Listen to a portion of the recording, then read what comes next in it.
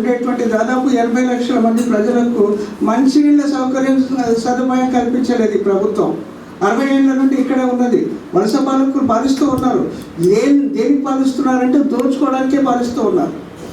ఇక్కడ ధ్వంసం చేయడం అనేటువంటిది, అంటే తెలంగాణ సంస్కృతిని ఇంకా పూర్తిగా ధ్వంసం చేసేస్తే బాగుంటుంది అనేటువంటి విధంగా హైదరాబాద్లో జరుగుతున్నటువంటి విషయాలు ఇవన్నీ.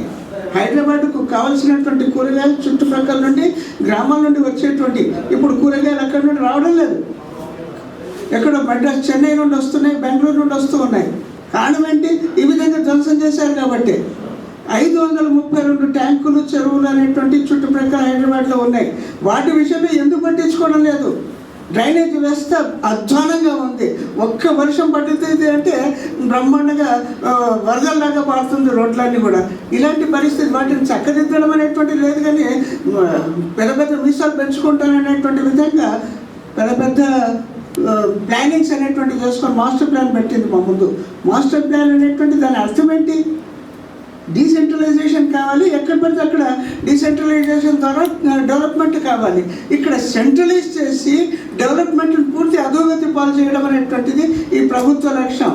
ఈ ప్రభుత్వ లక్ష్యం అనేటువంటిది ఎట్లున్నది అంటే, ఉదాహరణకి ఒక కిరాయిదారు ఇంట్లోకి వచ్చేస్తున్నాడు, వాడికి పోతున్నాడు అనేటువంటిది తెలిసినప్పుడు ఏం చేస్తాడు?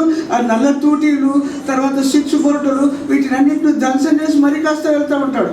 ఇలాంటి పరిస్థితే ఈ ఆంధ్ర వలస పాలకులకు ఈ హైదరాబాద్లో కనబడుతుంది. ఇది కాదు కావాల్సింది. ఈ ధ్వంసం మనకు అక్కర్లేదు. మేము మంచి ప్లానింగ్ అనేటువంటిది మేము వేసుకుంటాము. ప్రజలకు కావాల్సినటువంటి సదుపాయాలు కల్పించేటువంటిగా టాప్ ప్రయారిటీలో అట్లాంటి కార్యక్రమాలు తీసుకుచేపడతాం. కాబట్టి మా చేతుల్లోకి మా పాలన ఇచ్చేసేయండి, మీరు కాస్త దండం పెట్టి వెళ్ళిపోండి అనేటువంటి విధంగా మనం కోరుకుంటూ ఉన్నాం. తెలంగాణ వచ్చేంత వరకు ఈ మాస్టర్ ప్లాన్ కాదు. ఒకటి, రాష్ట్రాన్ని మొత్తం తెలంగాణ ధ్వంసం చేశారు. ఏది జలయజ్ఞంలో ఎక్కడ ఒక్క ఎకరమైన అడిషనల్గా బెనిఫిట్ లేదు. కానీ మొత్తం డబ్బు అనేటువంటిది పాకెటింగ్ అనేటువంటిది జరిగింది.